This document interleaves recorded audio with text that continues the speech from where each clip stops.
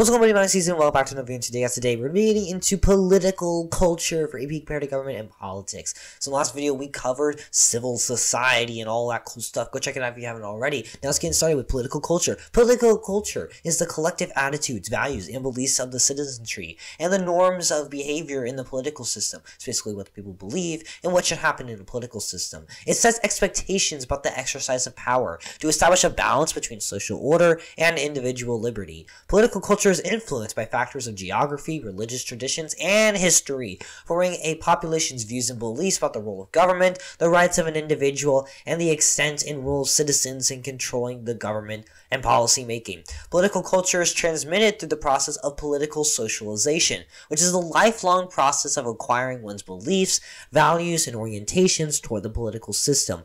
Family, schools, peers, religious institutions, the media, social environments, including civic organizations, play a crucial role in the socialization process, and they help develop the political attitudes and values. For example, the media can spread various political ideas to the people of a country. If the media supports one political system, idea, or party, there can be high emphasis on it in the country, and strong views from the people can form. In a family, a child might follow the political views of their parents because that's what they were taught. We can see this in China, except the government is teaching them stuff. Now let's see how political culture is influenced in our course countries. In Iran, we can see that people reside in the northern region primarily, particularly the northwest, with desert all around the state. Its history influences it, as previous authoritarian rule still exists today, and we still have strong nationalism occurring in the country, with its dominant Muslim population and the Islamic theocratic rule.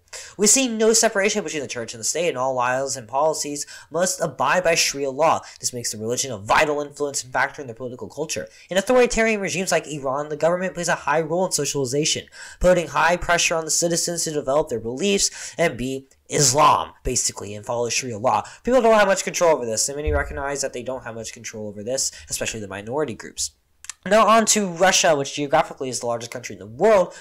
This leads to economic differences and ethnic and cultural differences across the countries, with a variety of different views and culture among the people. Its history consists of exploration to where it is now, and then falling under Soviet communist rule until the early 90s. Soviet Russia sucked, but hey, everyone was equal in poverty. But hey, equality for the win. Everyone is poor, and only 2/3 of people have a refrigerator with a 1-year wait list. Some of these views suck around, and capitalism and free market policies aren't exactly seen as a priority in the country by a lot of people. In this time, religion was banned, so it has little influence in the country today. But hey, the Russian Orthodox Church is still a part of civil society, which we learned about in our last video. Now, China, which is a large country, they are pretty isolated with mountains and deserts on one side and water on the other. This has led to low interdependence on other countries for resources and for economic purposes. Historically, the north and south have pretty much been divided. It used to be the nomads in the north, but hey, it's not like that anymore because, well, nomads are gone.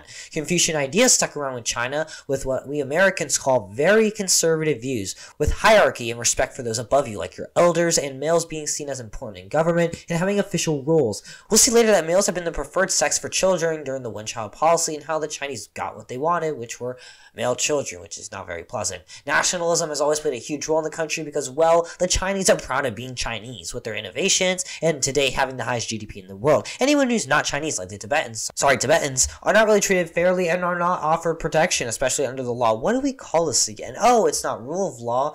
Rule by law, that's it. Oh yeah, China's communist, and if you aren't communist, you don't really do anything, you're not important, so they encourage you to learn communism in the school, so your life has a purpose. Mexico and Nigeria are very comparable in our comparative government and politics course because they're still emerging democracies, previous from authoritarian regime status, but not anymore. But they still have government daddy issues because of it. Nigeria is in Africa, and it's hot in Africa with desert and stuff. There's also religious differences in the north and south, with Islam up at the top and Christianity in the southern region, and has led to many conflicts like the Boko Haram terrorist group who want to kill people to put pressure on the government to try to make Nigeria all Islam or to get their own Islamic theocratic state. How fun.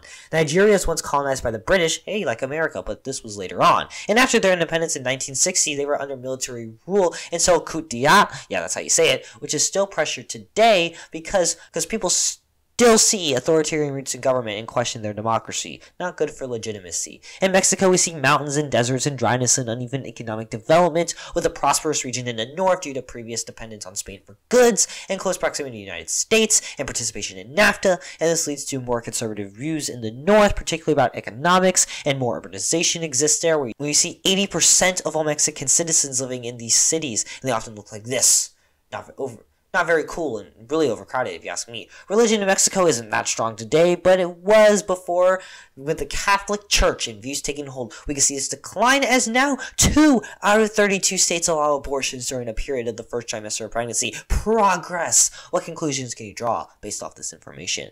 In the United Kingdom, our last country, we see a monarchy, and that people used to worship this monarchy and think they were awesome, but hey, not so much anymore, because really the monarchy just sits down and does nothing all day. Hey, the United Kingdom is an island smaller than Michigan, with a population about 7 times larger than Michigan, which could put strain on the resources and a desire for resources, and this led to colonization in their historic past, but not so much anymore. The UK is basically in 4 parts: Scotland, Wales, England, and Northern Ireland. Hey, Ireland is not a part of the United Kingdom anymore, in case you didn't know, but hey, you can get around to Ireland pretty quickly because traveling with the UK is easy due to its small size, and because Northern Ireland is connected to Ireland. Now, for a region, that's 4 nations, right? Yes, it's very multinational. Of course, everyone has their own views. With its island status, we can see isolation leading to their own programs like the NHS, National Health Service, and of course Brexit, which is them leaving the EU. And that is the end of the video. Thank you so much for watching. Please like, subscribe. It's very cool and very much helps me out, so please do it.